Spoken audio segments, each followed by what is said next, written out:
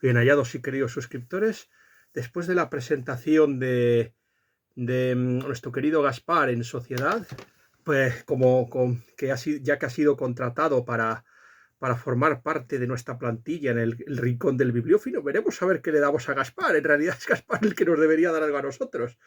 No sé si pagarnos en cierto sentido a ver, con oro, me parece que es oro lo que tenía él, oro o incienso. Lo que me queda claro es que Baltasar era la mirra, pero bueno, creo que debería ser a él el que nos diera algo a nosotros y no al revés. Eso es lo que les quiero decir a todos ustedes, mis bien hallados y queridos suscriptores. Muchísimas gracias por la gran recepción y por la gran aceptación que ha tenido el nuevo miembro del canal Gaspar. Y bueno, después de esta presentación yo creo que y de haberles dado las gracias. También antes de seguir con la crítica del libro que se va a grabar, sí, lamento ciertamente que ustedes no lo puedan tener, pero es un libro que se ha leído en PDF. De hecho, el gran mérito ha sido el traductor de Google, que es el que nos lo ha facilitado, pero quería dar las gracias a Vinicius Rey por haberse suscrito a mi canal. Muchísimas gracias, Vinicius Rey, porque había perdido un suscriptor y ahora volvíamos a ser 263. Me estaba quejando muchísimo porque no había ganado suscriptores últimamente en mi canal y porque YouTube no lo estaba promocionando mi canal lo suficientemente bien. Eso es lo que se les quería decir a todos ustedes. Y bueno, al final no te das cuenta de lo que tienes hasta que lo pierdes. O sea, se tendrá que ir muy poco a poco, como ustedes bien saben, mis bien hallados y queridos suscriptores. Se les debe decir una cosa, me está costando un poco porque ciertamente, y estoy viviendo un poco de refritos, o sea, de críticas que se han escrito, pero hoy tienen ante ustedes un libro que sí podrá entrar en nuestra competición y que hasta ahora está siendo el mejor libro de 2026. Yo se les quiero decir que estoy yendo... Y menos mal que el retablo de la avaricia, la lujuria y de la muerte de Valle Inclán me ha ayudado muchísimo a mejorar porque de momento me estaba costando muchísimo leer, o sea, de momento solo se llevan 15 libros leídos y es que el retablo ayudó mucho, o sea, Valle Inclán es que me ha ayudado muchísimo, pero vamos, estaba muy atrapado, me estaba costando leer buenos libros porque... también antes de seguir también con lo que se estaba diciendo, se quería mandar un abrazo y muchísimo cariño tanto a Iron Sun, que se está recuperando de su pie, ya está mejor, ha hecho un gran directo hoy con Cibeles y el profe Miguel Peinado. Y también se deseaba dar muchísimo las gracias y mandar un cariñoso abrazo al gran Quillo Barrios, mi maestro, y el espejo en el que me miro para hacer estos vídeos. O sea, si estos vídeos salen como salen es porque lo he aprendido todo de mi gran maestro, el gran Quillo Barrios. Quería mandarle un abrazo a él y también a su padre que ha sido intervenido quirúrgicamente de una gran operación y quería desearle lo mejor a don Alfonso y espero que se recupere muy pronto.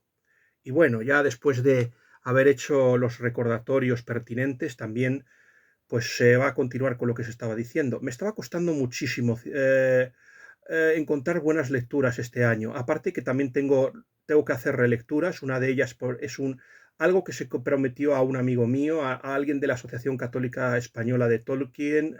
Me estoy refiriendo a Rafael, que me dijo que leyera el libro de Aldous Huxley de El Mundo Feliz. Ya se hablará mucho porque se hablará de este libro. Ya de momento se ha leído el prólogo y es interesante. Hay muchas cosas del prólogo que yo voy a criticar. Por ejemplo, la corrección política. Generalmente los que comentan los prólogos son gente que están dentro del sistema y por lo tanto tiene una visión, solo dicen lo que le interesa al poder establecido. De ahí que, por ejemplo, es inaceptable que, por ejemplo, el autor del prólogo de cátedra del Mundo Feliz haya pasado de los mundos de Herbert George Wells, en este caso estamos hablando de cuando el dormido despierte y hombres como dioses, por ejemplo, que se haya pasado a eso, al Nosotros de Zamiatin y luego al Mundo Feliz de Aldous Huxley a 1984 y se haya obviado a Robert Hugh Benson, al autor del que se va a hablar hoy. Es una vergüenza absolutamente, eso es lo que se les quiere decir a todos ustedes. Y bueno, yo creo que ya saben ustedes que Robert Hugh Benson no es un gran desconocido en mi canal.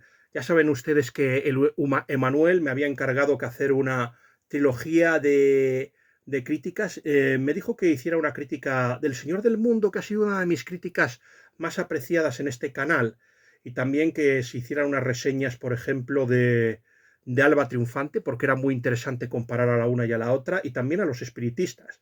Y luego, aparte, tuvieron ustedes de propina El Triunfo del Rey, por ejemplo. Tuvieron también al Triunfo del Rey como propina. Es un escritor, a Robert Hugh Benson, que de todas las novelas que se le ha leído, yo considero que mi favorita es Con qué autoridad.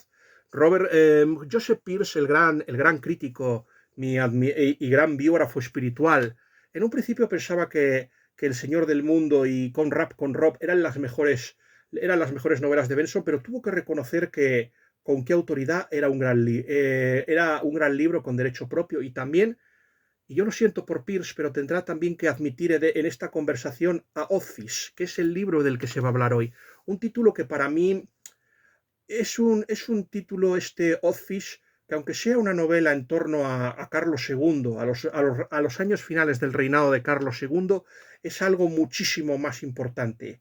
Yo creo que sin esta obra, una joya de la literatura universal como es Retorno a Brideshead jamás se podría haber escrito, ya lo comprobarán ustedes. De hecho, si observan el final de este libro con el de Retorno a Brideshead, verán que hay muchísimas semejanzas. Ciertamente se puede considerar a Robert Hugh Benson como el precursor o el maestro de Evelyn Waugh, sin ninguna duda. Ya era el maestro de Ronald Knox, y Ronald Knox y Waugh se admiraban. De hecho, Evelyn Waugh fue el biógrafo de Ronald Arbuthnot Knox, y es evidente que es la obra de los dos, tanto de Ronald Knox como de Evelyn Waugh, sin contar antes con este gran maestro. Se han leído muchísimas obras, como ya se les he dicho. Se considera que la mejor obra, la más importante, la que más ha trascendido, ha sido El Señor del Mundo, como se les ha dicho, y luego pues con Rap. Pero también, por ejemplo, se debería decir algo de Los Sentimentales, una obra maestra. A mí me encantó ese libro. Yo creo que, seamos sinceros, mi novela favorita de Benson, yo creo que es Con qué autoridad, pero me atrevería a decir que de las novelas históricas, superando por ejemplo, a con Rob, a el Triunfo del Rey o La Tragedia de la Reina. La Tragedia de la Reina, por cierto, merecería una relectura. Se leyó una vez ese libro, pero yo creo que se le debería de volver a leer y hacer una crítica en condiciones y un vídeo, porque puede ser más interesante. No le di tanta importancia. Yo creo que así el libro de Benson que quizás me haya dejado más frío haya sido El hombre promedio, de Average Man. Creo que quizás, por cierto, también se les deseaba mandar un fortísimo abrazo a Sergio Gómez Moyano. Y sí, te voy a dar una buena noticia. Aún no lo vamos a abrir, pero aquí tiene, Sergio Gómez Moyano, lo que te prometí. ¿Te acuerdas que me dijiste que estabas muy interesado en que yo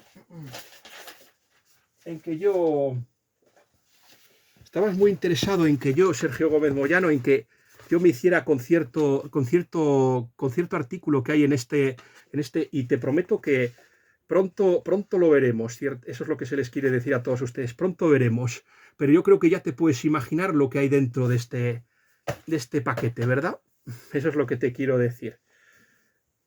Bueno, es un caso, por cierto, hay un artículo muy interesante en The Imaginative Conservative donde Joseph Pearce habla de una novela para prepararnos la Cuaresma, y eso también ha condicionado mucho. O sea, el denominado, por ejemplo, ayuno digital condiciona muchísimo. Esto hizo que el miércoles de Cuaresma, el miércoles de ceniza y los viernes no pueda estar ante ustedes ni leyendo. O sea, no pueda estar con ustedes porque yo hago ayunos, es decir, no durante esos días, o sea, los viernes de Cuaresma no, salvo para cosas importantes, para ayudar al tío o alguna cosa importante o alguno de sus colaboradores, no voy a estar mirando el móvil, así que yo soy inflexible. Para mí eso es como para los mongoles la muerte del Khan. Si se muere el Khan, se paraliza todo. Pues aquí, los viernes de Cuaresma, se va a paralizar absolutamente todo, cualquier actividad en Internet. Eso es lo que se les quiere decir. Pero ojo, eso no quiere decir que el viernes no haya críticas. O sea, se pueden subir a las 12. A partir de las 12 ya se considera sábado y se pueden subir. Así que puede haber críticas, no se preocupen ustedes.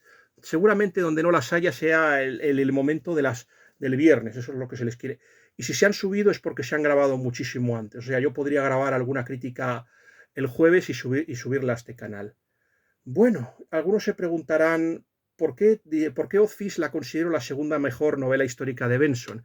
Este libro ya saben ustedes que fue elegido en el Catholic Book Club, un grupo de Goodreads dirigido por el gran John Seymour y mi amigo el profesor Manuel Alfonseca. Por cierto, los últimos libros que se han elegido han sido la encíclica papal Dilex in Nos del Papa Francisco y también los cipreses creen en Dios. Los cipreses creen en Dios quizás le dediquemos algo de atención porque se ha conseguido el libro a muy poco precio, gracias a Dios. Existen los libros de segunda mano y precios relativamente económicos, eso es lo que se les quiere decir, y gracias a eso pues se ha podido conseguir la hora de los cipreses creen en Dios de Gironella, así que se tendrá la oportunidad muy pronto de poder leer ese libro, pero mientras tanto yo creo que es más importante hablar de este libro.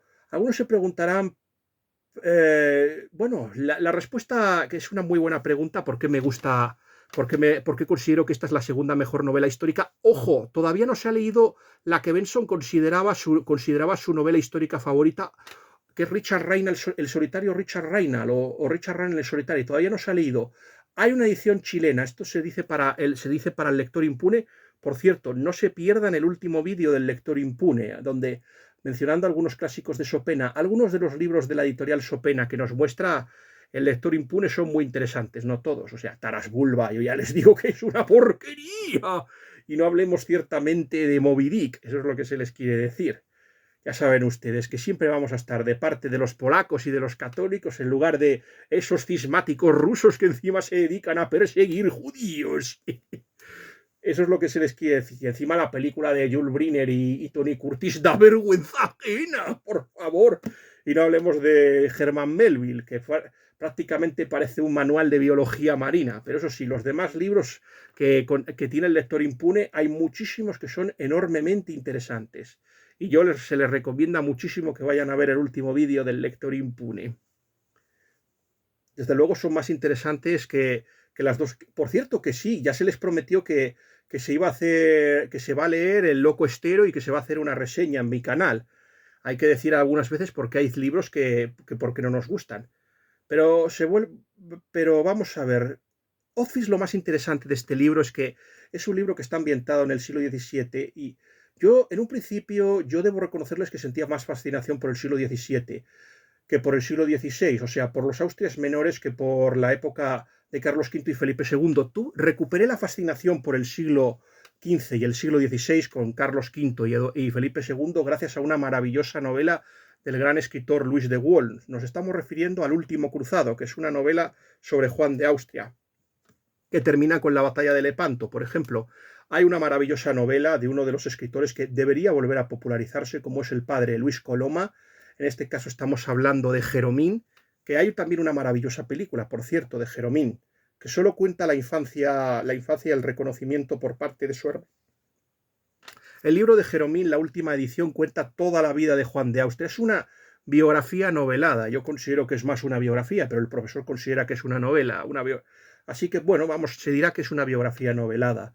Y concluye los hechos donde los había dejado Luis de Wahl. O sea, termina con la muerte termina con la batalla de Gembloux y la muerte de Juan de Austria abandonado y traicionado por su hermano y engañado por el pérfido Antonio Pérez. Un Antonio Pérez que tendrá mayor protagonismo en otra obra que yo también les recomiendo, El Señor Natural. Lo mismo, pero contado de diferentes maneras y donde el protagonista es nuestro Benedict Arnold en particular. Estamos hablando de Antonio Pérez, el gran architraidor. De Antonio Pérez también se les recomienda mucho la gran novela de mi admiradísimo don Juan Manuel de Prada, en este caso El Castillo de Diamantes, que además ganó un premio muy importante, no sé si de la Junta de Castilla y León, eso es lo que se les quiere decir. Se les recomienda el gran retrato que hace del bellaco y traicionero válido del primer ministro. Un personaje tan repugnante que Shakespeare lo parodió en Trabajos de amor perdidos. También a este hombre se debe otra obra de Shakespeare maravillosa. En este caso estamos hablando del Mercader de Venecia. Se le debe porque parece ser que mientras estuvo en Inglaterra hubo un complot por parte del médico converso, en este caso López, para asesinar Antonio Pérez, y fue descubierto y se ejecutó al médico. Y esto despertó una oleada de antijudaísmo. Recordemos que los judíos habían sido expulsados en la época de Eduardo I, en el año 1290, pero a pesar de todo se desató una ola de antijudaísmo y varias obras que, por ejemplo, que difamando a los judíos, como por ejemplo era El judío de Malta, de Christopher Marlowe. Sin embargo, nuestro queridísimo William Shakespeare, el bardo, que por cierto en esta época del siglo XVII había sido olvidado. ¿Por qué será? ¿No será porque era católico y por eso se le proscribió? Y tuvimos que esperar al siglo XVIII para poder recuperar y disfrutar del gran William Shakespeare. Pues en esa obra lo que se buscaba ciertamente no era, pues es una obra bastante valiente, la obra de William Shakespeare. Pierce ha dicho que en realidad el ataque a Shylock no es tanto por ser judío, sino es una crítica a los calvinistas, pero se puede ver otra cosa, como la gran esperanza de una futura conversión de los judíos al catolicismo. Yo es así como la veo. Al fin y al cabo, es un villano del que Shakespeare se apiada y no deja de tener parte de razón en parte Shylock. No toda, porque es inaceptable, ese odio, ese revanchismo y ese deseo de venganza. Aparte de la codicia es lo de menos. Yo creo que lo que le pierde es la venganza y el deseo. Y aparte, pero yo creo que se le da. Yo creo que cuando tú te conviertes, algunos pueden decir que la conversión no es sincera, pero yo quiero creer que Shylock tiene todavía alguna vislumbre de salvación. Y aquí contradigo al gran crítico y al gran biógrafo espiritual. Para mí, el más grande escritor. Por favor, no duden en comprar su maravilloso libro. Aquí siempre lo ponemos porque yo considero que ese es el libro más importante.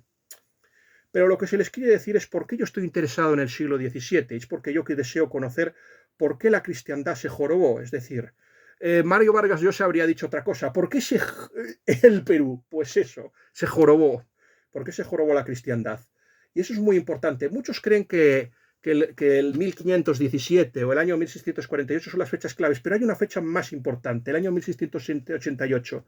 Es verdad que Sandra Miesel, que por cierto se recomiendan sus interesantes artículos en Catholic World Report y también sus libros, fue una musa de los grandes escritores de ciencia ficción, me recomendó el libro de Carlos Eire sobre la Reforma, para conocer cómo era. Pero yo, ¿qué quieren que les diga? A pesar de que me desaconsejó a Belloc sigue teniendo unas intuiciones geniales y en Europa la fe lo dice bien claro. El protestantismo triunfó porque la gran potencia es Inglaterra. Y esto ocurre por la infame y repugnante traición del año 1688, la mal llamada gloriosa.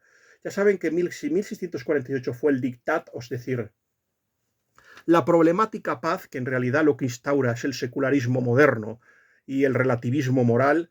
En 1688 se instaura algo peor, o sea, Inglaterra se convierte en la máxima potencia, pero a costa de traicionar su alma. Eso es lo que. Y no se le debe llamar revolución, debe llamarse usurpación, putsch, golpe de Estado o alta traición. Eso es lo que se tiene que tener en cuenta.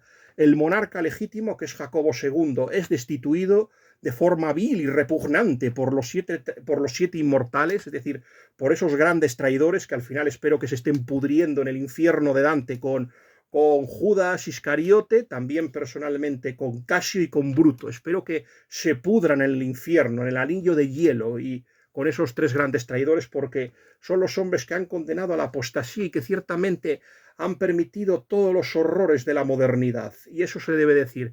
Porque sin John Locke, caballeros, no habría Diderot, no habría D'Alembert, no habría Montesquieu, no habría habido Ilustración, ni tampoco Helvetius, ni tampoco Voltaire, ni tampoco Rousseau, no hubiera habido, y por supuesto no hubiera habido, la Revolución Francesa, si hubiera ocurrido, habría sido de otra manera, no habría tenido esos tintes deístas y anticatólicos que al final tuvo, en parte por la infiltración de la masonería, una masonería que ya estaba también en el siglo XVII, eso es lo que se les debe decir. Y se tiene que tener en cuenta una cosa, y tenemos que recorrer esto, tenemos que volver otra vez al año 1535, que es la fecha clave, que es cuando es el tema de la desamortización de los cuando se confiscan los monasterios y las riquezas por parte del rey Enrique VIII y se lo da a sus amigotes. Eso crea una casta, una aristocracia, que ciertamente van a ser, mientras la corona les permitió todo lo que quiso y mientras pudieron sacar algo de la corona, pues siguieron fieles a la corona en su labor de destrucción de la Iglesia Católica. Pero cuando el gordo y también su malvada y sanguinaria hija, la reina Isabel, murieron, pues llegó el trono Jacobo I y las cosas se complicaron. Eso es lo que se les quiere decir a todos ustedes.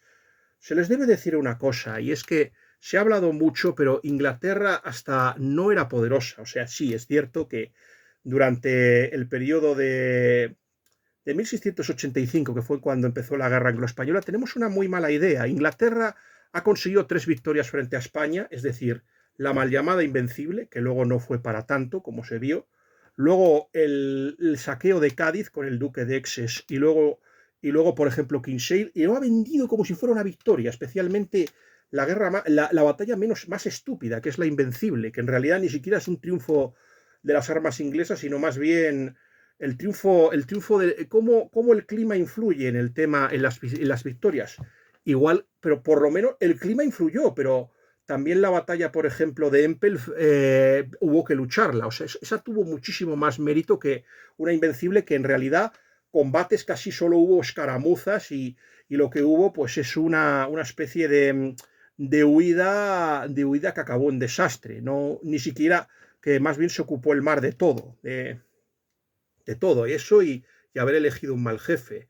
Habría que haber, no sé qué habría pasado si don Álvaro de Bazán o Marqués de Santa Cruz hubiera estado vivo, pero aún así, si te das cuenta y analizas, todo el desastre de la Armada fue contrarrestado el año siguiente. Por favor, lean el libro de Luis Gorrochategui llamado La Contraarmada, eso es lo que se les quiere decir a todos ustedes, donde todo lo que había conseguido Inglaterra lo perdió. Y luego pues van cayendo todos sus jefes. Hawkins va cayendo, Norris va cayendo, Drake va cayendo, o sea, de todos los grandes piratas, Frobisher va cayendo, Hawkins va cayendo. Es que el único que se salvó, curiosamente, fue el líder de la invencible, de la derrota de la Armada. O sea, Howard Effingham es el único que les queda vivo y no volvió a pelear una sola batalla. ¿Por qué será? Yo ya les digo, si al final España llegó a Inglaterra y llegó a celebrar misa allí en Cornwall. En realidad, hay algunos que consideran la batalla de Greenwich, que se negoció a la muerte de la reina Isabel, que prolongó estérilmente esta guerra absurda y ridícula. Ni siquiera los Cecil lo entendían, y cómo dejó morir a los grandes héroes de la Armada. O sea, hubo una peste y no los socorrió y los dejó morir. Eso es así de claro. Y luego, y hasta el propio Cecil maldijo lo que se podría decir la avaricia de la reina Isabel. Eso es lo que esa monarca que Infolet, ese infame y perverso galés, considera la monarca más tolerante. Pues eso. Después de una muerte ignominiosa y vergonzosa por parte de la reina, con apostasía y todo, y con depresión, no se sabe si porque mandó matar al duque de Exes o porque no consiguió la ejecución del duque de Tyrone, o váyase a saber por qué pataleta esa vieja degenerada, pues murió lánguidamente como un perro, maldiciendo y renegando y negándose a comer, y negándose también a una confesión postrera me refiero, diciendo orgulloso prelado, yo te he quedado, y permitiéndose abofetear al propio obispo. Ese es el espíritu cristiano de la reina Isabel, criada por herejes.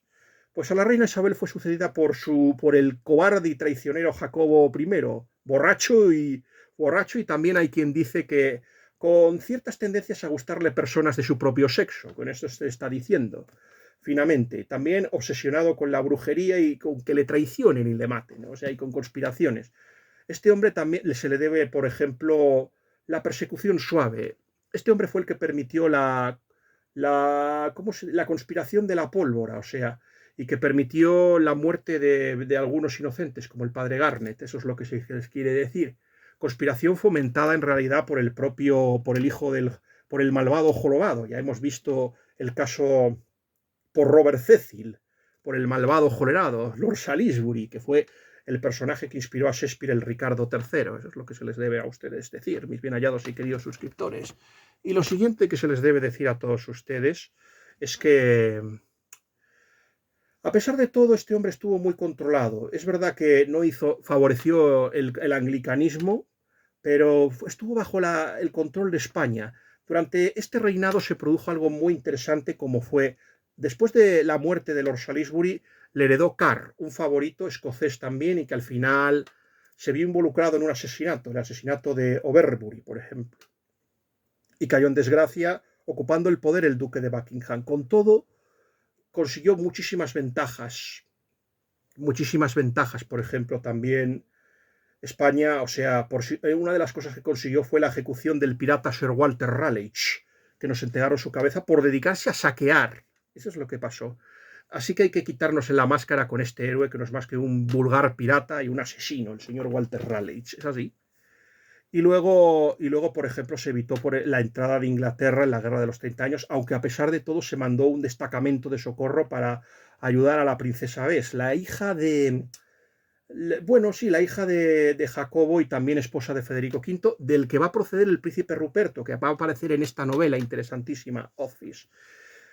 Aparte, bueno, lo que estropeó el asunto fue que cuando el futuro Carlos, el príncipe de Gales, fue a casarse y pedir la mano de la infanta María, proyecto torpedeado por el conde duque de Olivares, yo creo que yo lo hubiera permitido. Yo creo que la alianza con Inglaterra era importante, porque al final hubo otra guerra con España de 1625 a 1629, ya con el rey Jacobo muerto y con Carlos I, conducida enormemente mal y de forma errática por el duque de Buckingham.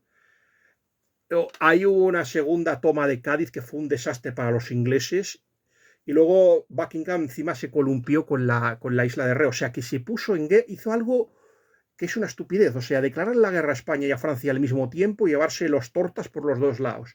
Pero aún con todo, el desastre de la isla de Ré y el socorro a los hugonotes estuvo a punto de triunfar, pero fracasó. Con todo, el gobierno no fue lo suficientemente calvinista, o sea, no fue lo suficientemente calvinista ese gobierno y aún así fue asesinado por un fanático religioso, el duque de Buckingham. Estamos hablando de Felton, esto lo sabrán si han leído Los Tres Mosqueteros. Y hemos visto que el rey Jacobo, pues de malas maneras se mantuvo, confió en una persona llamada Stafford, pero luego este Stafford, el propio rey lo va a entregar porque el parlamento le pidió su cabeza y se la entregó. También entregará la cabeza del obispo anglicano William Laud. Y después de que el rey ya les dijera al parlamento que no, y el tema de los irlandeses que se sublevaron, pues empezó la guerra. La guerra, y esto acabó con guerras como Nashby, Marton Moor, por ejemplo, y otros desastres militares. Eso es lo que se quiere decir. En un principio empezó muy bien el rey, el príncipe Ruperto estaba conduciendo muy bien a las tropas, pero acabó con el desastre y la ejecución del rey.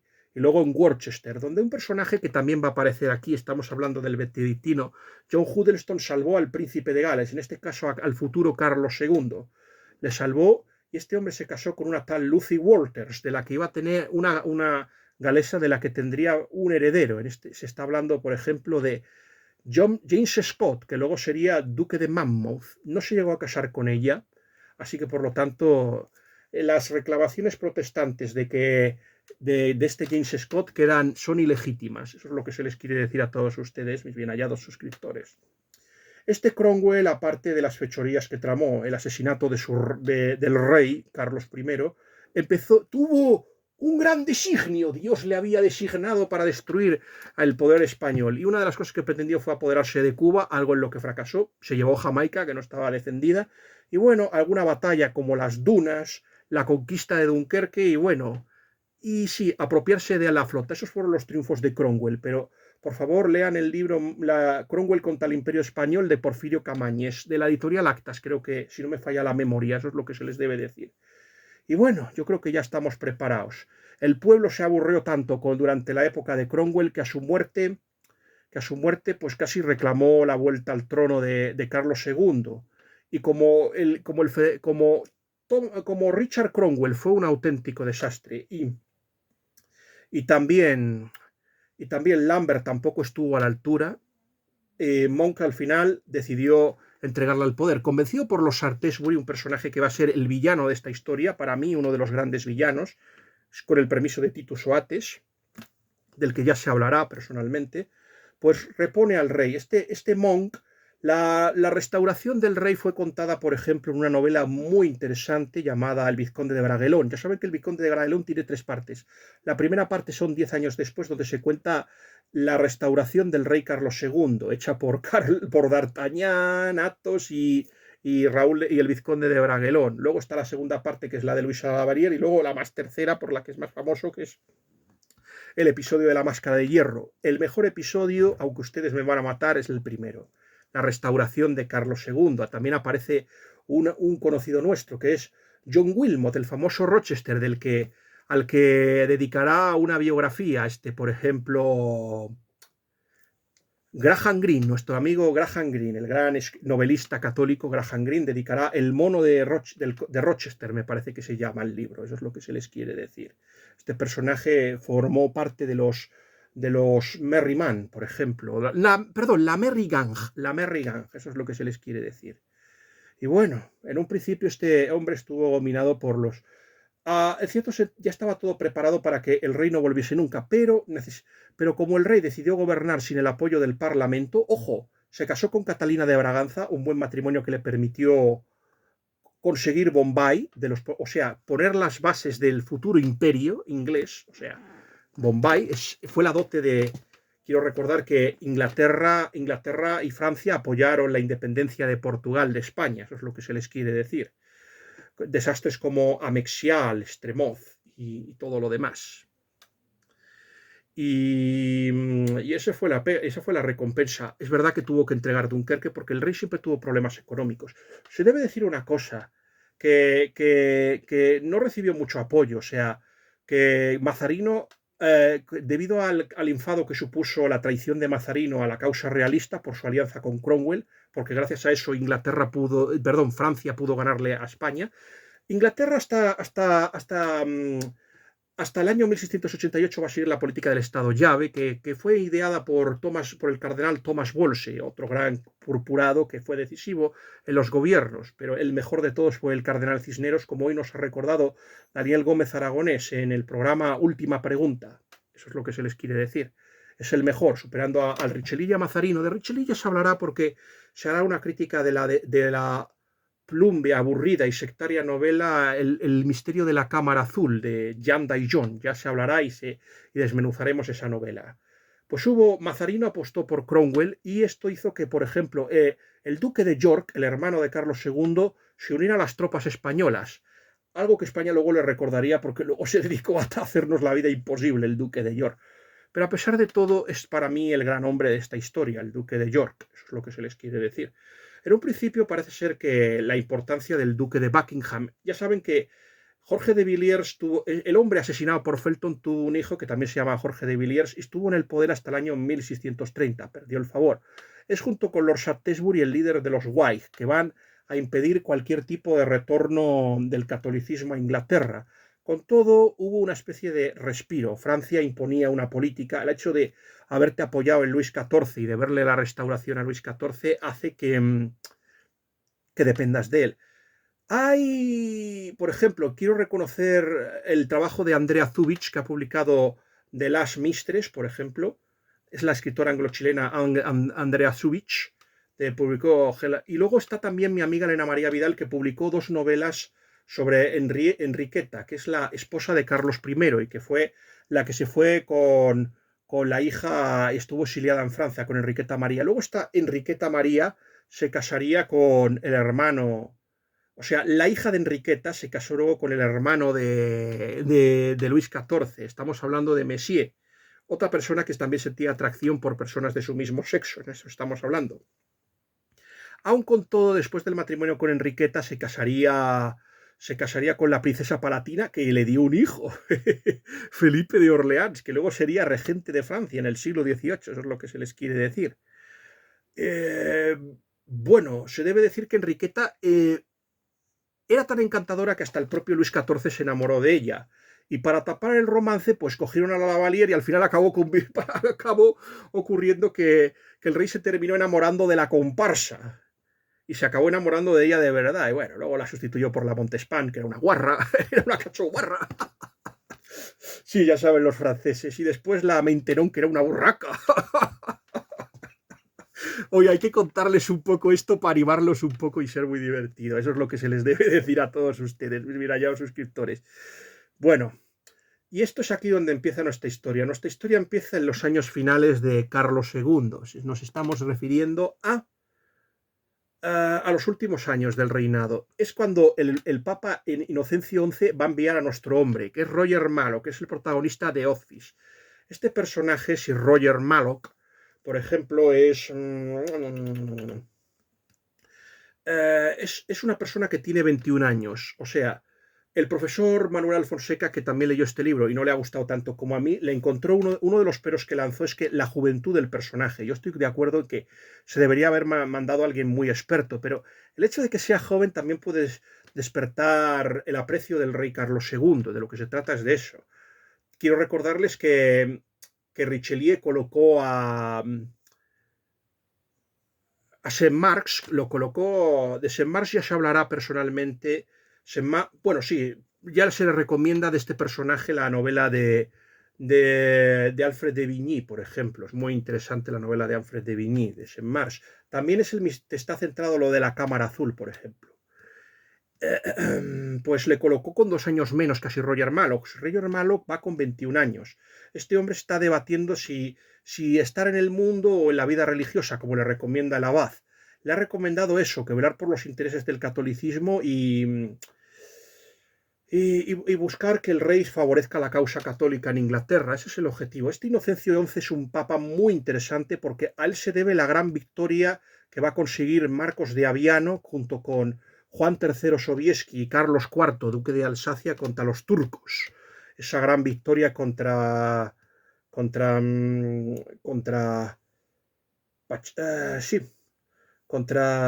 Karak Mustafa, que es el visir de los Kuprulu de Mohamed IV el Cazador, que estuvo a punto de conquistar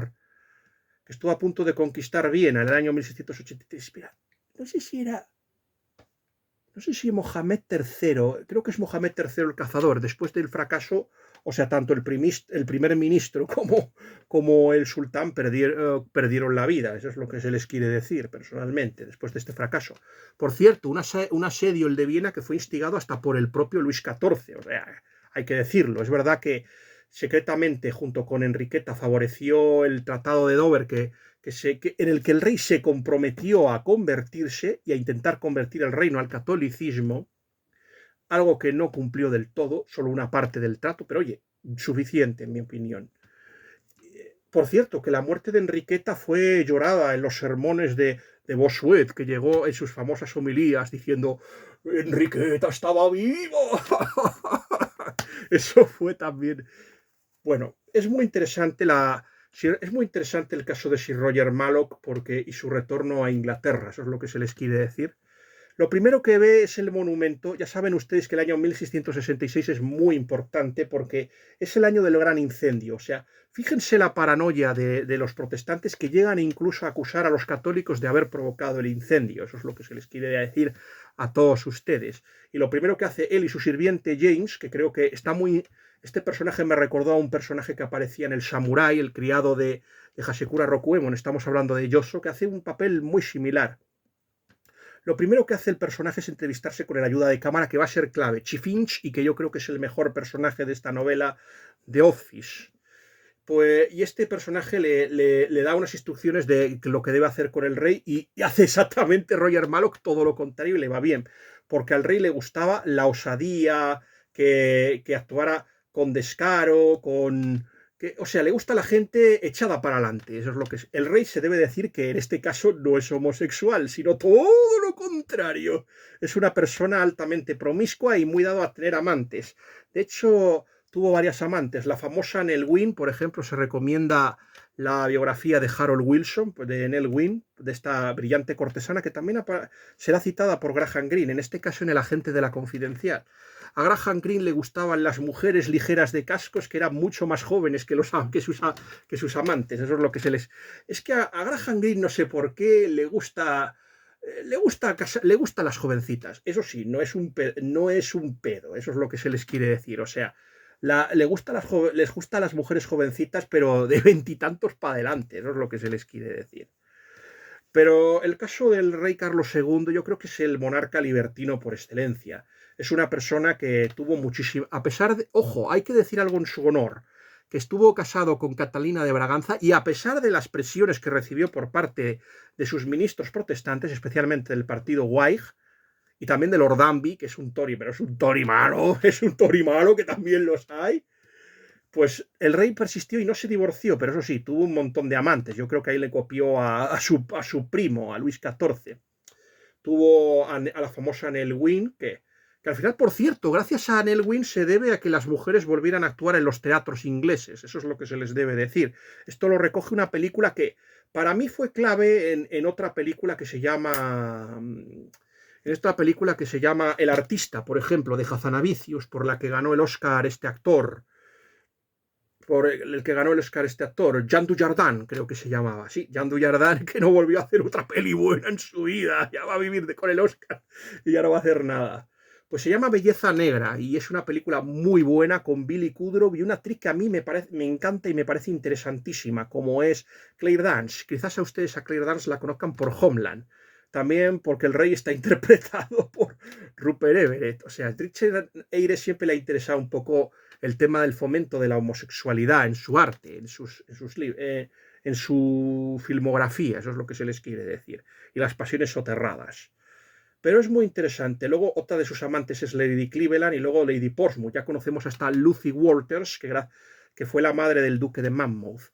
Se debe decir una cosa, que el rey Carlos II está muy bien descrito. Es un hombre que despierta pasiones, que atrae, que tiene el cariño de la gente, pero es un hombre sin honor y sin principios, de una enorme promiscuidad y muy caprichoso que es capaz de dejar caer a favoritos. O sea, se considera que el palacio del rey es que sí, que la corte es un sitio de perdición y de corrupción. Y eso ya se entenderá en una de las subtramas de esta novela, eso es lo que se les quiere decir.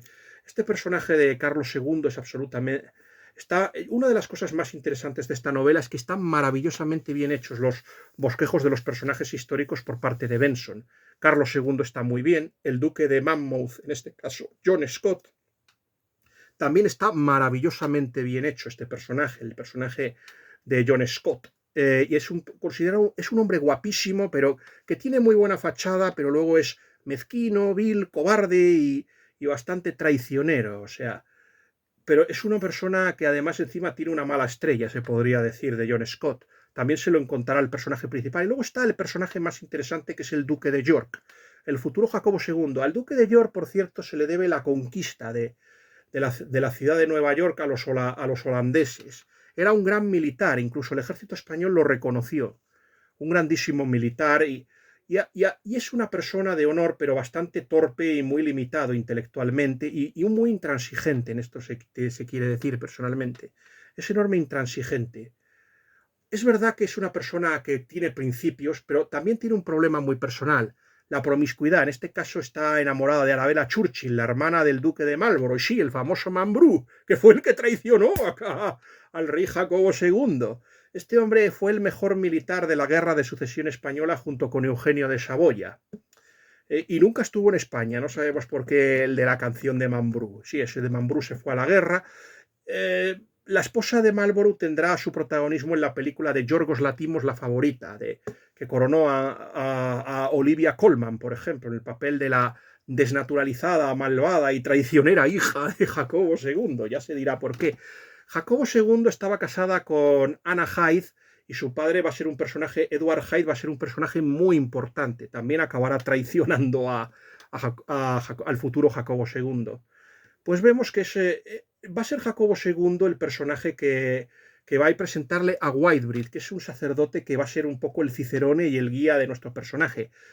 Roger Mallock se va a instalar con su primo, que es Tom Jarmin. Este Tom Jarmin es muy interesante porque Tom Jarmin es el primo, es una persona muy indiscreta, bastante torpe y muy poco de fiar. Y es una persona que muy irá por su interés, también muy moderado en sus placeres y está más interesado en emparejar a su hija con un buen partido. Primero lo intenta con nuestro protagonista, el personaje de Roger Mallock, por ejemplo.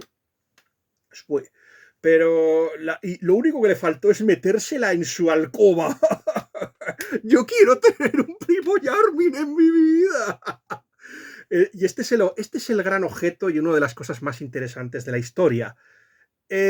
Dorotea, el personaje de Dolly Jarmin, que va a ser la prima del protagonista, de Sir Roger Mallock, y va a debatirle en un dilema moral muy interesante a este personaje. ¿Qué debe optar nuestro personaje por el mundo o debe optar por la vida religiosa?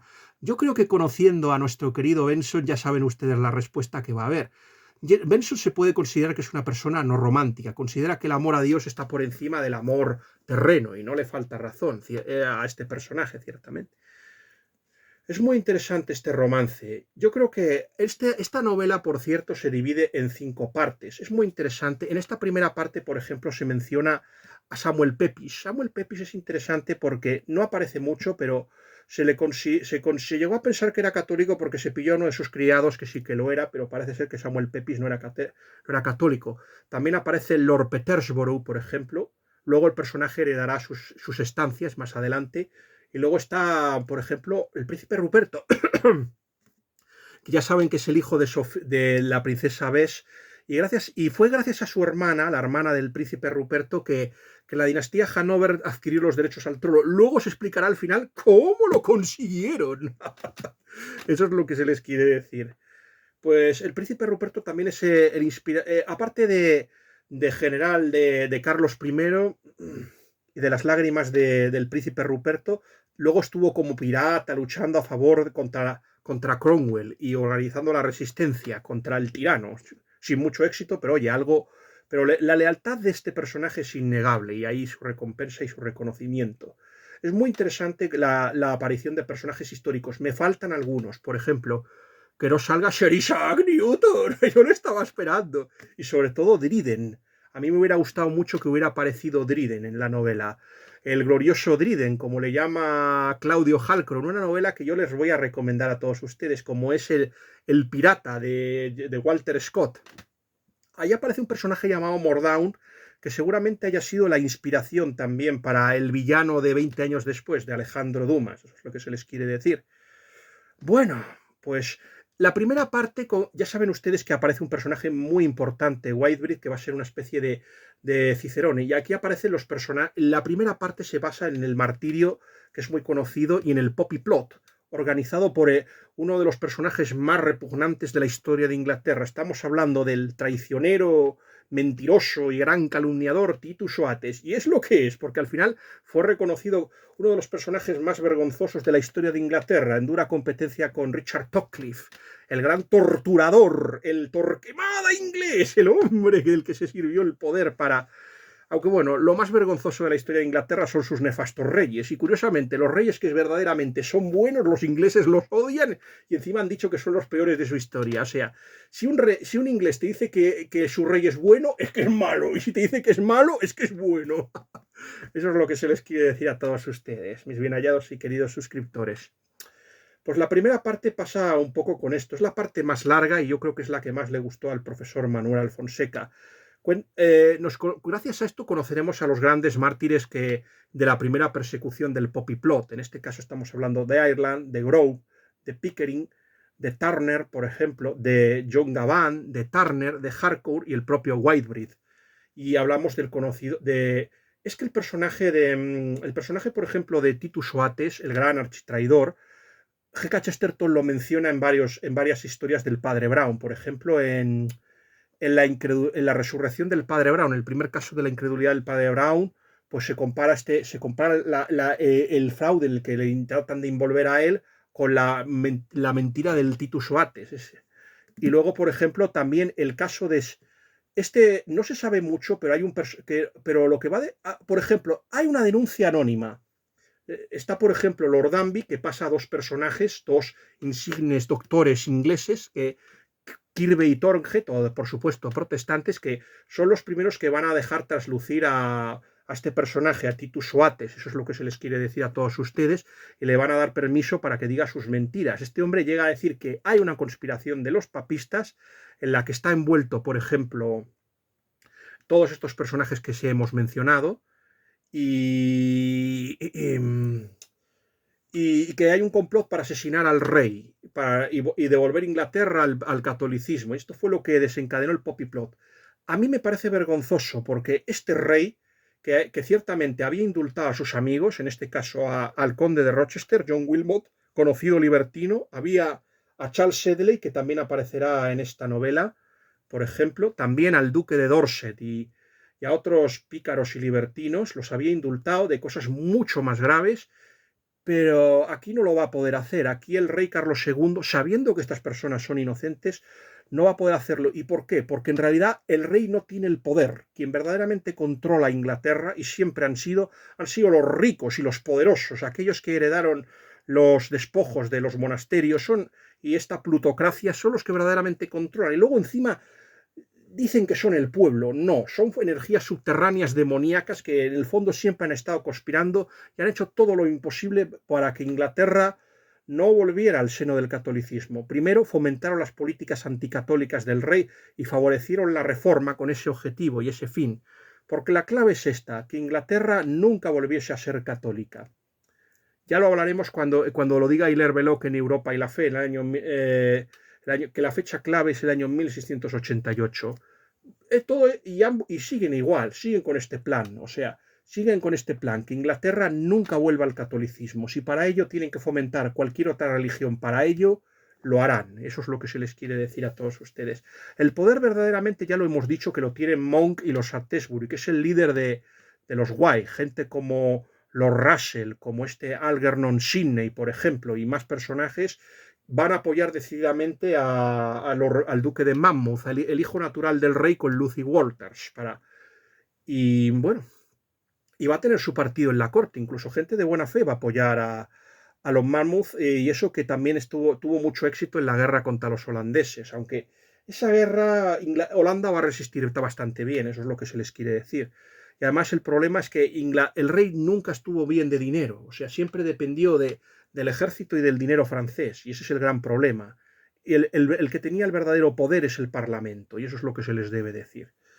El rey todavía no va a tener unos partidarios firmes, así que no va a poder hacer nada, y por lo tanto el juicio es absolutamente bochornoso. Hay un tal Scroggs, que es un juez que me recordó mucho al juez este que aparecía a Roland Freyler, que es el famoso juez de Gildemaro. En la película de Sophie Sol lo pueden ustedes ver. Se dedica a insultar, a faltar al respeto a los acusados, a negar su presunción de inocencia y todos sus derechos. En realidad es un de estos jueces que más que juez son fiscales, o sea, que estaba al servicio de estas. Aquí va a salir un personaje también muy interesante que también va a salir en Lorna Doone, como estamos hablando del juez Jeffreys. El juez Jeffreys será el sucesor de este tal Scroggs. Eso es lo que se les dé. El Poppy Plot costó bastantes vidas. Por ejemplo, la del arzobispo de Dublín, de Armagh, perdón, Plunkett, por ejemplo. Coleman y un montón de gente. Luego, en el primero van a morir, por ejemplo, Pickering, que creo que ya se ha hablado, Grove y Ireland. De Ireland se nos cuenta que este personaje, por ejemplo, es muy cariñoso con su madre y con su hermana.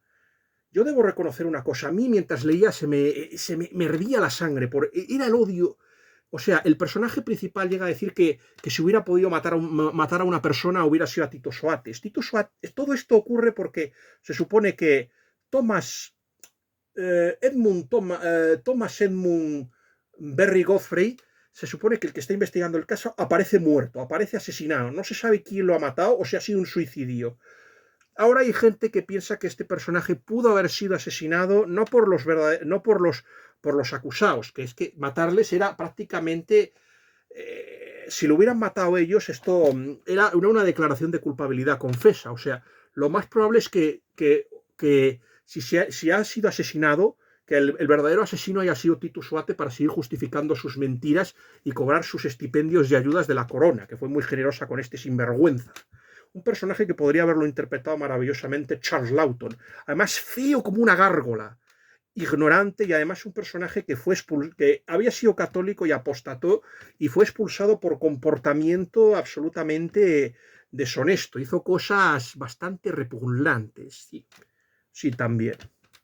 Yo este personaje lo confundí con un dominico, ex dominico, también apóstata, llamado Thomas Gates, que este personaje Thomas Gates aparecerá en la leyenda negra de William S. Malvic, donde se estudia la leyenda negra inglesa contra España. Eso es lo que recomiendo también ese libro, a pesar de que el capítulo de las Provincias Unidas es bastante mejorable. Pero bueno, ya se hablará algún día del libro de William S. Malvic de la leyenda negra, que por lo menos no llega solo llega hasta el siglo XVII. Eso es lo que se les quiere decir a todos ustedes. Pues los personajes van primero condenan a esos, luego condenan a los siguientes, a Whitebread, que es el guía de a Harcourt, a Alan Turner, por ejemplo, a Gavin. Condenan a todos esos demás personajes, los van condenando poco a poco, y el personaje al final es también al final perseguido y se tiene que refugiar en el agujero del cura en la casa de su primo Tom Jarmin.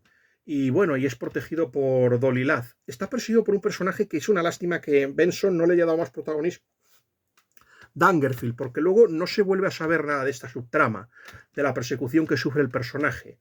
El personaje logra escapar, logra presenciar el martirio de Whitebread, de Harcourt y los demás personajes asesinados. El duque de York, por ejemplo, también se ha librado por los pelos de ser asesinado. Y llega a hablar con Mr. Chiffinch, que es el personaje más importante y el más interesante. Y este Chiffinch le cuenta la verdad, que el rey no tiene poder, que el verdadero poder lo ostentan los White, que son los enemigos del rey, y que lo único que puede hacer es pues ganar tiempo y esperar a hacerse fuerte a que sus enemigos cometan un error, que de momento no puede ir a por ellos.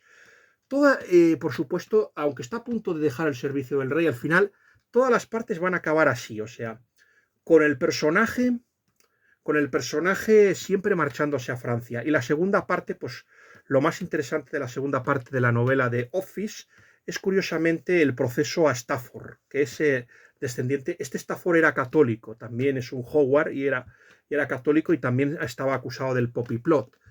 Y luego hay otra parte más interesante que también aparece John Scott, el famoso duque de Monmouth. Y esto va a despertar los celos del personaje, se va a instalar en la mansión del primo Jarmin junto con... Y bueno, y va a generar una tensión. Y esto va a hacer que el primo Jarmin cambie. Antes también aparece un personaje también un poco siniestro, un maltero llamado Rumbal. Una de las tramas más interesantes de esta historia es que es una novela de espionaje, la novela de Office, y se habla mucho de intrigas, o sea, y de los conspiradores para actuar contra el rey Carlos II. Es lo interesante, y aparece este Rumbal.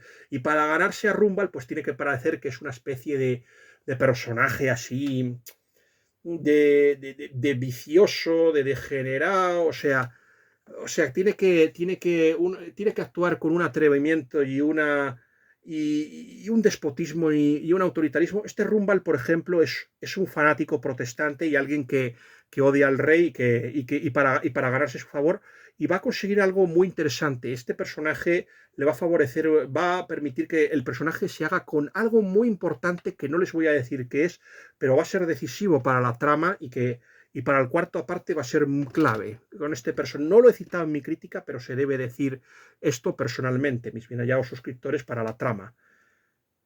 Y entonces pudo haberse deshecho de eso, pero no lo hace. Y también por ejemplo, aparece un personaje que es el duque de Essex, que es amigo de Lord Monmouth, que también está allí, junto con Dolly Ladd.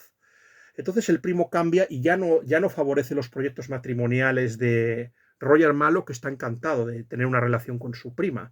De hecho, aparte de la muerte de Stafford, esta historia acaba, por ejemplo, con el rechazo de la prima, y así que se va a pedir también al rey que le dispense el servicio, y el rey otra vez lo vuelve a mandar a Francia.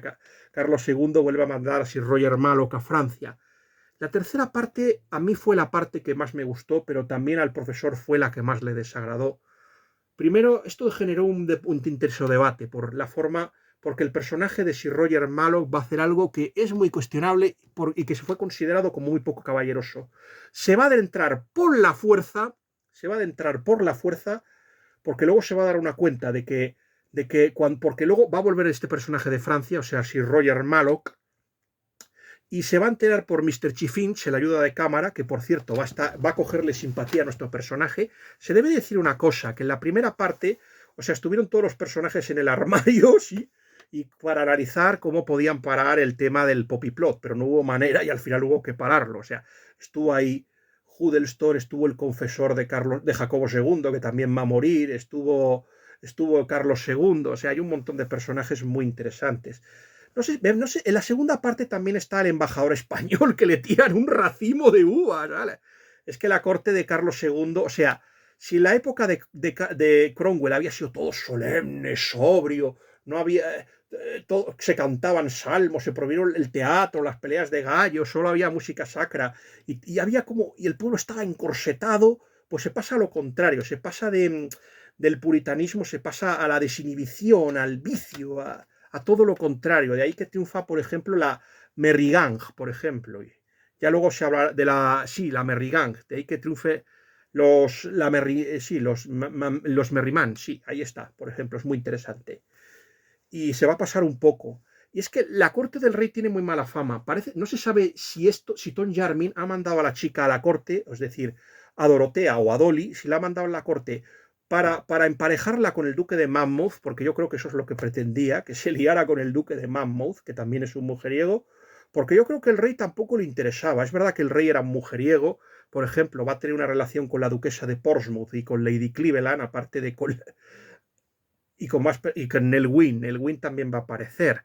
En esta tercera parte, por ejemplo, lo primero es también, aparte de salvar a la prima por la fuerza, porque es que rapta a la chica. No, lo primero que hace es entrar en la cámara por la fuerza y tener ahí una pelea muy, muy violenta con ella. Y esto llegó a generar si verdaderamente se llegó a preguntarse si el personaje de Sir Roger Mallow que era un maltratador o no. A mí me parece este debate estéril. O sea, ¿tú qué harías si cogen a un familiar tuyo y... Por cierto, me encantan las primas, primo.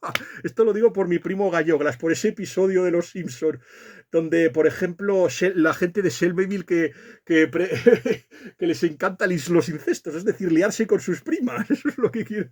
Es que hay primas que están muy buenas. Es que es el morbo. A ver, uno puede casarse con su prima, pero hay que pedir permiso al Papa para poder hacerlo. Y también entre tíos, sobrinas y tías y sobrinos. O sea, eso es lo. Por ejemplo, un personaje que le gustaba, que se sintió fascinado por su tía, era Mario Vargas Llosa también. Eso es lo que se les quiere decir a todos ustedes, mis benallados y queridos suscriptores. Pues hay un episodio, pues, o sea, que la gente de Shelbyville tiene fama de incestuosos porque se sienten fascinados por sus primas, o sea, que son unos endógamos. Bueno, no es muy recomendable, pero vamos, ya te lo suelen dar, o sea, te lo suelen dar, eso es lo que se les quiere decir. Por temas ya... Eso es lo que... Bueno, lo que hace es eso. Primero, al final, pues eso, consiguen permiso para que al final llevarse a la prima a casa y hay una peleita de enamorados y tardan un tiempo en hacer las paces, pero al final la chica, como quiere dar si Roger malo, la acabará haciendo. También en la tercera parte, pues aparece una especie de procesión blasfema donde los Whig, es decir, los liberales, en este caso se les debe decir una cosa, y es que el origen dudoso de la democracia y del liberalismo, o sea, este es el origen del verdadero liberalismo. Les han dicho que es la Revolución Francesa. Falso. Todo esto empieza antes y terminará desembocando en la gloriosa, porque yo vuelvo a repetirles, sin los Whig no existiría Locke, y sin Locke no existirían los ilustrados, como ya se les ha dicho a todos ustedes. O sea que este es el dudoso origen, basándose en conspiraciones, en traiciones y en condenas a inocentes. Ese es el vergonzoso origen de la democracia y del liberalismo. Así que cuando ustedes discutan con un liberal, díganles que es ilegítimo, porque desde la época del siglo XVII inglés, el origen de los Whigs es ilegítimo y que llegaron al poder mediante la traición y la conjura. Eso es lo que se les quiere decir a todos ustedes. Mediante ardides engaños, traiciones y vilezas. Y traicionando al rey. Algunos le dirán que lo hicieron por el parlamentarismo. No, lo hicieron para salvar su dinero y para seguir controlando al pueblo, que eso es lo que han hecho durante toda su vida. Y ahora no estamos muy diferentes. Siempre han sido el gobierno de una oligarquía plutocrática. Siempre hemos estado así. Y cosas como el caso Epstein lo prueban y otros casos más terribles. Eso sí, desde ese momento, todo viene de aquí. Eso es lo que se les quiere decir. Hace una profesión blasfema para demostrar su anticatolicismo y el enorme poder que tienen. Ahí está, por ejemplo, la amante del rey, Nell Gwyn, que siempre fue partidaria de los Whig ahí. Y van apareciendo los diferentes personajes, pero el personaje en la sombra, el que tiene, está también Lord Shaftesbury, también aparecerá el nefasto Ates, pero no se preocupen por Ates, que este personaje recibirá su merecido. No les voy a decir cómo acaba, demasiado bien para lo que se merecía, pero vuelvo a repetir que recibe su castigo, si eso es lo que les deja. Yo vuelvo a repetir que no es el único personaje al que quise cargarme durante la novela. Me quise cargar al duque de Monmouth, me quise cargar al personaje de los Artesbury y me quise cargar a, bueno, y a Oates, por supuesto, a esos me los quise cargar, eso es lo que se les quiere decir. Eran unos seres despreciables, repulsivos, malvados, es así. Esta es la parte más interesante porque aquí se descubre una especie de complot para matar al rey e instaurar el catolicismo. Curiosamente, los protestantes, y esta es la cosa, los guays y esto va a ser muy parecido a los socialistas, porque los guays son los padres del socialismo, eso es lo que les quiere decir. La revolución industrial el liberalismo es el germen del que nace, y esto lo comprendió Dostoyevsky, los demonios, eso es lo que se les quiere decir. Ellos son los padres, eso es lo que se les quiere decir. El liberalismo es el padre, cuando no están muy equivocados los americanos cuando consideran que el liberalismo es la izquierda. Lo que pasa es que lo que nosotros entendemos por el liberalismo paradójicamente en Europa lo entendemos como derecha, pero no es derecha, es izquierda. Es izquierda. Y es que si se ve en el siglo XIX, ¿quién es el que fomenta las revoluciones anticlericales? Lo que pasa es que el liberalismo en España se divide en dos. Está el liberalismo progresista, del que luego va a salir el republicanismo, y después del republicanismo pues saldrán las escisiones de la izquierda, es decir, el socialismo, el anarquismo, el comunismo, saldrán todas esas escisiones, eso es lo que se les quiere decir. De hecho, el anarquismo es anterior, o sea, hay algunos que consideran que el comunismo empieza con Robespierre, Hebert y Saint-Just y el gobierno de la montaña, y luego que el padre del anarquismo, por ejemplo, ya en Inglaterra se desarrolló con Godwin, que es el padre de Mary Shelley, por ejemplo. Es el padre de María Wollstonecraft, y que estuvo casado con la feminista Mary Wollstonecraft. Ese es el hijo del anarquismo. Y luego Graco Babeuf será el que haga la primera revuelta anarquista de la historia en el siglo XVIII. O sea, el anarquismo es anterior, o sea, a lo mejor tiene más legitimidad que el socialismo científico, eso es lo que se les quiere decir a todos ustedes. El socialismo de Bakunin, luego de Kropotkin y todos estos de Proudhon. Proudhon también es anarquista, también Proudhon. Empieza como socialista utópico, pero acaba siendo anarquista, al final se acaba peleando con los socialistas utópicos, eso es lo que se les quiere decir. O sea que a lo mejor Marx no es la opción, dentro de la izquierda no es la opción más ortodoxa, pero fue la que se acabó imponiendo, eso es lo que se les quiere decir. Eso es lo que al final consideran como enemigos, pero en el fondo es el mismo origen. Es el padre, o sea, todo esto es freudiano, es el hijo tratando de matar al padre, pero el hijo y el padre buscan lo mismo, la demolición y la destrucción, tal y como nos parece. Lo que pasa es que el hijo es aún más destructivo de lo que es el padre, eso es lo que se les quiere decir.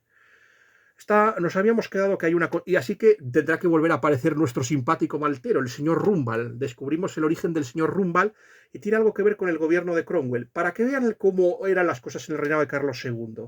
El jefe de los espías, el Master of Spies de la época de Cromwell, es decir, Thurlow, y esto lo cuenta, por ejemplo, La Cuarta Verdad, de este escritor, a ver, si podemos pasar sin provocar un estropicio. Esto lo cuenta, por ejemplo, a ver, ¿dónde está? Aquí. Y esto lo cuenta, por ejemplo,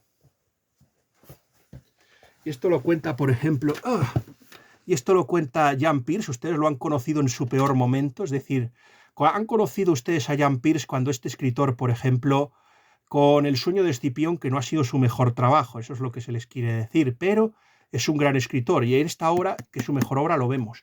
Ya al final daremos algunos títulos de novelas claves para entender la restauración o el gobierno final de los Estuardo. Yo les debo reconocer, y ustedes lo estarán apreciando por esta crítica, que un servidor siente mucho mayor interés por los Estuardo que por los Tudor, y que le parecen muchísimo más interesantes y fascinantes. Incluso me atrevo a decir que Inglaterra es muchísimo más poderosa con los Estuardo de lo que fue con los Tudor, pero claro, interesa más favorecer y potenciar a los Tudor. Eso es lo que se les quiere decir. O sea, Chiffin se encarga a nuestro personaje que se infiltre entre los Whig para descubrir la conspiración que existe contra el rey, contra el rey Carlos II, y poder desmontarla. Esto es un suceso y esto es lo que no le gustó al profesor Manuel Fonseca. Él considera que la conspiración de Rye, que se produjo en 1683, que fue un hecho fortuito y que el personaje de Roger Malloch no tuvo que interferir. Esto es un personaje de ficción. Y una de las cosas que le reprocha a Benson es que el personaje siempre tenga un papel. A mí no me parece del todo malo que haya tenido un papel. Yo vuelvo a reconocer que a mí me parece un poco extraño que vaya y ya en la primera taberna se pongan ahí ya, bueno, pero ya conocía a exes, o sea, ya conocía a exes y ya empiecen ahí a aparecer todos los conspiradores, que si Shaftesbury, que si Lord Russell, que si Algernon Sidney, o sea, que ya te salgan todos los conspiradores, eso es lo que se les quiere decir. Y eso es lo que me parece aquí un poco sospechoso, o sea, eso quizás a lo mejor, pero a mí me gusta la trama, o sea, a mí me gusta... A ver, ellos saben que él es un agente de Carlos II, pero lo deciden utilizarlo. En lugar de matarle, que hubiera sido lo más lógico, aunque claro, si le matas también te arriesgas a que el rey vaya por ti, el rey Carlos II, o sea, ya le das una excusa. Pero deciden utilizar a Roger Malloch, así Roger Malloch, y le dan información equivocada, le van diciendo que no sé, por ejemplo, que en Escocia, que está todo muy tranquilo, que no sé qué, bueno, que hay, no, primero exageran que hay una conspiración aún mayor, que no sé qué, le quieren dar pistas falsas, pero el Roger Malloch es listo y se da cuenta de que le están diciendo, así que dice exactamente lo contrario, de tal forma que Chiffinch y los agentes del rey, también el juez Jeffries, están, por ejemplo, ya saben todo lo que va a pasar y están siguiendo el paso a los conspiradores. Poco a poco los grandes cabecillas van desertando. Hay un personaje también que no se ha comentado en esto, que sí, hay un personaje, sí, que el pajarito, sí. Sí, Keating, el personaje de Keating, que es el que canta. Y yo creo que ese personaje es clave porque es la clave para desenmascarar la conspiración de Ray, el personaje de Keating. Eso es lo que... Sí, se nos está acabando el tiempo, pero no se preocupen que yo creo que ya estamos en la tercera parte, que es lo más interesante. Yo ya les quiero decir que lo más interesante ya lo hemos hablado y nos falta muy poco. Vamos a ver si se irá mirando cada poco en poco, eso es lo que se les quiere decir para cuando vamos, mis bien hallados y queridos suscriptores. Eso es lo que se les quiere decir. Hay un personaje que canta. A mí, yo ya les digo que, por ejemplo, esto está lleno de cromwellianos, la conspiración. O sea, hay dos generaciones. O sea, están los guay legítimos, que se supone, y luego están los antiguos cromwellianos. O sea, esta gente, los levelers, los diggers, este tipo de gente muy radical, de republicanos fanáticos que les gustaría instaurar una república protestante fanática y uno de ellos es ese señor Rumbal, tan interesante, eso es lo que se les quiere decir. El personaje consigue evitarlo y salva la vida al rey y, y así termina, por ejemplo, esta tercera parte, o sea, termina con la ejecución de los principales cabecillas, salvo Shaftesbury, que también se ha escapado. Tampoco es condenado Lord Monmouth porque no hubo pruebas si estaba implicado o no, pero poco a poco caería en desgracia.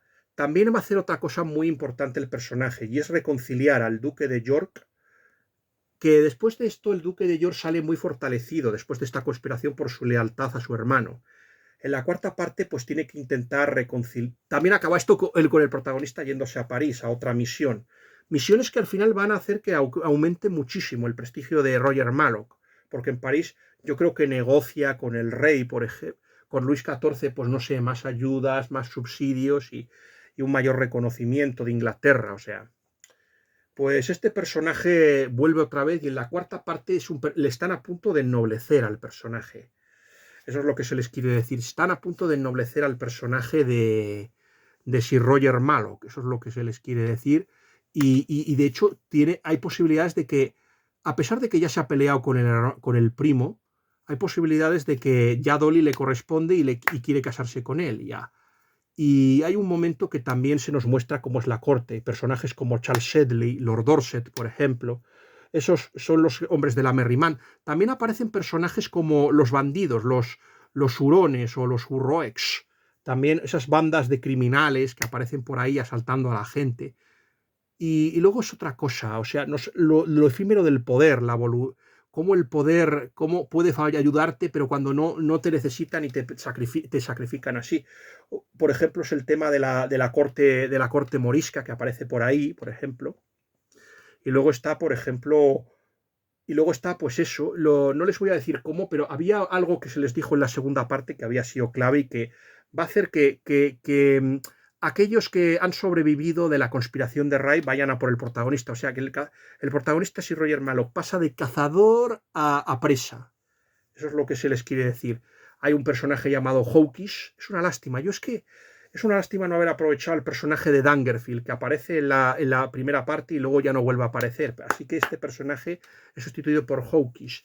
Y el personaje pues ya se tiene que ir con cuidado. Y por supuesto Chiffins dice que va a ayudar, por ejemplo, al personaje a que ciertamente al personaje de Sir Roger Malloch va a vigilar y va a ocuparse de verdaderamente desenmascarar. Poco a poco está también ahí el juez Jeffries, hay algunos que buscan la caída de nuestro protagonista, pero esto se va a decidir porque al final va a ir a una obra de teatro. Esto es muy interesante porque esta obra de teatro se llama De la Set o La venganza del moro, de una dramaturga muy interesante que aquí no es muy conocida, llamada Aphra-Behn. Esta mujer fue criada en un hogar pobre como católica, al final acabó, no sé si en la Guayana inglesa, presenció un levantamiento de esclavos llamado Orinoco, luego fue espía del propio Carlos II y fue muy leal a la causa. Y esta mujer, Aphra-Behn, también fue pionera del feminismo, fue reivindicada por Virginia Woolf, también fue apoyada por los Merryman, o sea, por Charles Sedley, por John Wilmot y esta gente, por Lord Dorset, fue apoyada por esta gente igual que en el Win, o sea, fue su protegida. Pero a diferencia, por ejemplo, de esta mujer va a seguir fiel a la dinastía, va a seguir fiel a Carlos II y al hermano, al duque de York. Eso es lo que se les quiere decir a todos ustedes. Va a ser fiel a la casa reinante y a la dinastía. Eso es lo que se les quiere decir. Pues a mí esta parte me gustó muchísimo porque es enormemente teatral y me recordó una novela de Agatha Christie que se supone un crimen dormido, donde los personajes van a una representación de una obra de Webster, no sé si es La Duquesa de Amalfi o cuál, y entonces hay un asesinato o un preludio de un asesinato y es cuando empieza a investigar Miss Marple. Pues aquí pasa lo mismo, que después que hay un personaje. Yo ya les digo una cosa, hay algo que se me olvidó decirles. El personaje de Dorotea, por ejemplo, cuando va a ocurrir un hecho sangriento, un hecho brutal en la novela, pues por ejemplo, la ejecución, por ejemplo, de los sacerdotes, pues aparece un fantasma y también ha visto a un fantasma. Inglaterra es un país que lleva tantos crímenes que se supone que hay apariciones de fantasmas en todas las grandes mansiones. Eso es lo que se les... El fantasma muestra algo que es algo que va a ocurrir. También ocurre en una maravillosa novela que a mí me encanta, llamada Robert Peckham, de Maurice Baring. Algún día le haremos un homenaje y se hará también, se escribirá una reseña y se subirá a este canal, Robert Peckham, porque Maurice Baring es un escritor que lo merece. Evelyn Waugh no le tenía mucho estima ni mucho aprecio a este Maurice Baring, pero es un grandísimo escritor. Tiene novelas maravillosas como C o La túnica sin costura o Aves de paso, por ejemplo, que es Passing By, por ejemplo, es un escritor maravilloso este escritor. Y yo creo que merece un homenaje. Y Daphne de Annie también son novelas preciosas de este escritor inglés. Amigo, miren, quiero enseñárselo. Quiero enseñarles a este escritor. Vamos a ir con muchísimo cuidado. Es el calvo, el que aparece aquí en este retrato es el calvo. Eso es lo que se les quiere decir a todos ustedes, mis bien hallados y queridos suscriptores. Bien, lo hemos conseguido y no hemos provocado ningún desastre. Eso es lo que se les quiere decir a todos ustedes. Es muy interesante. Pues ese es Maurice Baring. Pues entonces, se debe decir una cosa, que la obra de Aldelacero, La venganza del moro, eso es lo que se les debe decir, esa obra, pues estaba inspirada en Lust Domination de Thomas de Quer, que era muchísimo más. Esa novela estaba inspirada en España y en el tema de la expulsión. Es la venganza de un príncipe moro contra un rey español. Aquí, por ejemplo, la autora Aphra-Behn quitó la hispanofobia, por ejemplo, y el anticatolicismo, que era muy matizado en la obra de Aphra-Behn. Se dice eso, que fue criada como católica. También fue una de las primeras escritoras que se considera precursora del abolicionismo, por tratar con simpatía a los esclavos de raza negra. Eso es lo que se les quiere decir. Es una mujer revolucionaria, Aphra-Behn.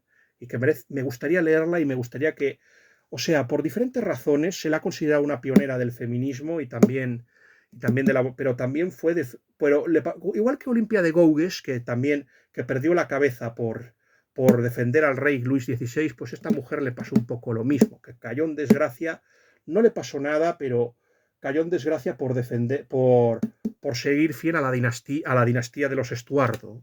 Y lo mismo le pasó a Dryden, que es el gran dramaturgo católico. Es una lástima que este personaje no haya salido. Y a mí me sorprende la ausencia de Sir Isaac Newton, como se les dijo, porque Sir Isaac Newton salía en una película que a mí me encanta, llamada El ladrón del rey, que ustedes recordarán esa película porque es una de las pocas películas porque David Niven hace de villano, y en esta película también sale, por ejemplo, George Sanders haciendo un Carlos II bastante interesante. Y salen dos actores que a mí me encantan, como son Edmund Purdom, le recordarán porque fue Sinué el egipcio y también interpretó a Caruso, también, y el Rey Cruel también interpretó a Herodes, pero el mejor papel que tiene Edmund Purdom es el de Sinué el egipcio. Y luego está una actriz que me encanta, Anne Blyth, es una de mis debilidades y una de las pocas actrices que sigue viva en Hollywood, eso es lo que se les debe decir. Pues después de un trágico suceso que va a hacer replantearle la vida a todo, incluso que quiera abandonar el servicio, pues al final volvemos otra vez a lo de siempre, el protagonista se va y se va a París a hacer una misión. Eso es lo que se les quiere decir a todos ustedes. Al final, el protagonista vuelve y ya tiene una misión. O sea, parece ser que aparte de en París ha estado en Roma y ha recibido instrucciones. Ya había reconciliado, quiero decirles, a Lady Portsmouth con el duque de York y ya esta apoya su causa. Ya estamos ya, por ejemplo, con un rey Carlos que ya está en declive físico y en un declive físico y de salud terrible, ya ha envejecido, los excesos que se pagan. Pero dentro de lo que cabe, a pesar de ser un hombre venal, vicioso y también muy voluble, pero al final yo creo que ha hecho lo correcto este personaje. Hombre, me hubiera gustado que hubiera sido más fiel a España. De hecho, la gran tragedia es que este personaje, pues tuvo que ser un aliado y un estado satélite de Francia. Eso es lo que se les debe. Por eso España tomó la decisión que tomó en la famosa, en la traición del año 1688, llamémoslo así, en el Putsch. Eso es lo que se les debe decir. Pero bueno, no adelantemos acontecimientos. Yo creo que esta última parte es la mejor porque el personaje le rinde el último servicio. No les voy a decir cuál es, pero es conmovedor. Yo creo que el personaje de John Huddleston, el hombre que es este John Huddleston, no se lo dije, pero salvó la vida del rey, igual que lo hizo luego el duque de Rochester, por ejemplo. Le salvó la vida y al final va a hacer algo mucho más importante este personaje. Bento Cibarillón, por ejemplo, aquí se da también una gran importancia a Sir Roger Mallow, algo que no tuvo. Todo esto y esto es lo que justifica el título del libro. O sea, este libro se llama Office por esta razón. Y es una obra que aquí se va a adelantar muchísimo. Yo me estuve muy preguntando mucho qué es lo que había influido a Evelyn Waugh en el pasaje de Lord Marchmain, en su conversión final. Eso es lo que me gustaba. Y yo me lo estuve preguntando, qué es lo que había pasado ciertamente, en qué se había inspirado. Yo estuve preguntándome si había sido el hecho de que Evelyn Waugh reconciliase a Herbert Dugan, un ateo beligerante que al final volvió al catolicismo gracias a él y le ayudó a bien morir. También me estuve preguntando si había sido la conversión de Oscar Wilde, un escritor que yo creo que por el que Evelyn Waugh sentía también una fascinación. Y a lo mejor me tengo que preguntar si este tema y esta novela de Benson no habrá influido mucho en Retorno a Brideshead. Me lo tengo que preguntar.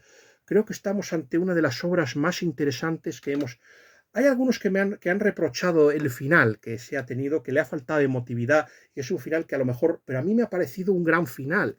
Y es lógico, es evidente que hay dos figuras centrales en la vida del personaje, de Roger Malloch, que por cierto es el narrador, o sea, ya sabemos lo que le va a pasar a este personaje. Yo creo que el final a mí me ha gustado muchísimo y es evidente que, pero es muy interesante también que también cierra muy bien las tramas y lo que le va pasando a cada personaje. Yo creo que está muy bien contado. No he querido contarles mucho de esta quinta parte porque es que tienen que leerla por ustedes mismos. No, yo creo que esta es una joya y yo creo que estamos ante de momento el mejor libro y para mí muy difícil de... ¿Qué le ocurrió después? Pues después el rey murió, Carlos II, y fue sucedido por su hermano Jacobo II, que con buen corazón y con gran integridad intentó buscar la libertad religiosa para favorecer a los católicos.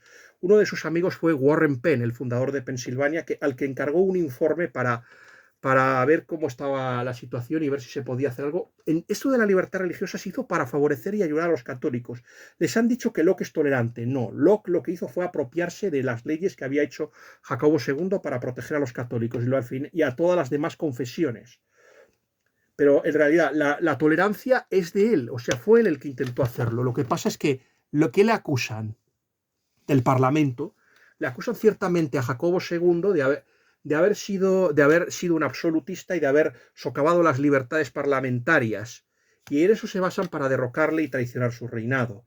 Llegaron al tema de la difamación. Este personaje ya, su esposa había muerto y luego se casó con una princesa italiana llamada María de Módena. Eso es lo que se les quiere. Este hombre empezó a colocar católicos en los puestos claves, a pesar de que algunos nobles, como Lord Halifax y en este caso también Inocencio XI, le recomendaron prudencia. El hecho de apoyar y de apoyar a los católicos hizo que perdiera el favor, por ejemplo. Hizo que perdiera el favor de personas muy importantes, y los llamados siete inmortales, algunos eran familiares de todos aquellos que implicados en la conspiración de Rye. Estaba ese Lord Danby, que era un Tory traidor. Estaba el obispo Copton, que se negó, que fomentaba, por ejemplo, sermones anticatólicos. Estaba Cavendish, por ejemplo. Estaba, por ejemplo, Russell, que había sido pariente de ese Russell que había sido ejecutado en esa revolución del Rye. Estaba también este Sidney, también, el hermano de Sidney, un tal Charles Sidney. Eran algunas de las personas. Yo ya les digo mi opinión. Ojalá todos estos se pudran en el infierno de Dante, con los traidores, que es donde deberían estar. Estos hombres seguramente le habrán proporcionado a Inglaterra la gloria terrena, pero a costa de perder el alma y de que muchas personas también lo hayan hecho. Y eso es lo que se les quiere decir. Y entonces llegó el poder de la plutocracia. Muchos, por ejemplo, Austria y España apoyaron esta ignominiosa traición. No les quedó otra, porque la supervivencia de la Casa de Habsburgo dependía de que Luis XIV perdiese un aliado, y esto fue clave. Luego llegaría la batalla de Ryswick, la guerra de sucesión española y demás cosas. Inglaterra se convertiría en la gran potencia que es hoy. Luego, yo les quiero decir una cosa. Llegaron a ser muy miserables. Es verdad que el rey estuvo muy mal, el rey Jacobo II. El rey Jacobo II tuvo dos cosas. Fue un esclavista. No solo esclavizó personas de raza negra, sino también blancos a los que mandó a las colonias a trabajar como esclavos. La bahía de Hudson, por ejemplo. Y luego tuvo una cosa, huir cobarde e ignominiosamente. Todo lo bueno que había hecho el rey Jacobo tenía estos dos grandes lunares. Pero a pesar de todo, con todos los errores del rey Jacobo, yo creo que era muchísimo mejor rey que ellos. Abandonó, tiró el sello y dejó la causa y se fue a Francia. Intentó reconquistar el poder, pero cuando buscó la ayuda de los irlandeses para buscarlo, fue derrotado en la batalla de Boyne, por ejemplo. Es lo que conmemoran las marchas orangistas y todo esto. Por ejemplo, a las personas que se rindieron no tuvo piedad con ellas y las mató traición. Stewart rindió Limerick y aún así los pasó a fuego. Y fue responsable de algo terrible, Guillermo III. Quiero reconocer una cosa, que en realidad este dinero también estuvo pagado por los hugonotes. Esto es lo que se les quiere decir. O sea, Guillermo III compró con oro a todos los nobles y también sumó fuerzas con los Whig.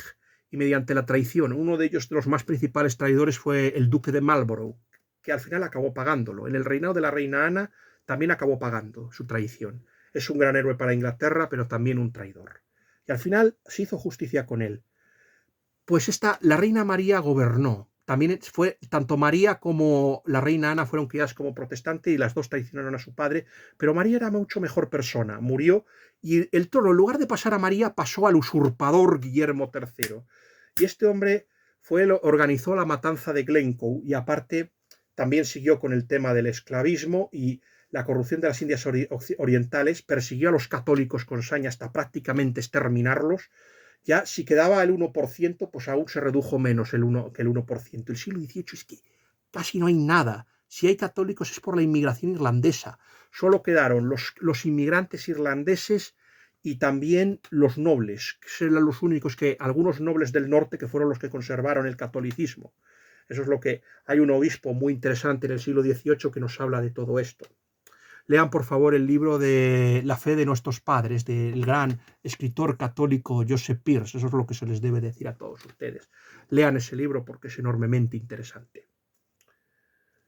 Y bueno, eso es lo que se les quería a todos ustedes decir, que de Guillermo III pasamos a la reina Ana y entonces se preguntarán por qué pasó con los Estuardo. Lo que pasó con los Estuardo es que la reina Ana, yo pensaba que en un principio que esta mujer quería cederle el trono a su hermanastro, nada más lejos de la realidad. Esta mujer fue la principal instigadora de la revolución y los traicionó. Y al final lo que hizo fue darle el trono junto con el Parlamento, con el que gobernó, pero cuando quería, por ejemplo, a alguien, por ejemplo, a Lord Arley, lo hizo. O sea, pues esta mujer le cedió el trono a la dinastía Hanover, la más anticatólica de todas. Estos eran protestantes de pura cepa, descendientes de este Federico V del Palatinado.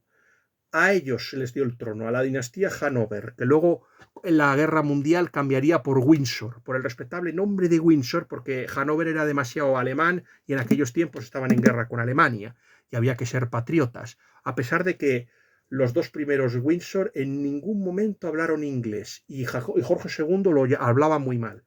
Pues, como dice Leibniz, le dieron el trono al más anticatólico de los gobernantes posibles y prescindieron de 200 candidatos que tenían más derecho al trono que el descendiente de la reina Sofía. Eso es lo que se les quiere decir. Y así acaba esta historia, mis bien hallados suscriptores. Yo creo que este es de momento es el mejor libro. A mí me parece que tiene unas descripciones extraordinarias. Es verdad que, por ejemplo...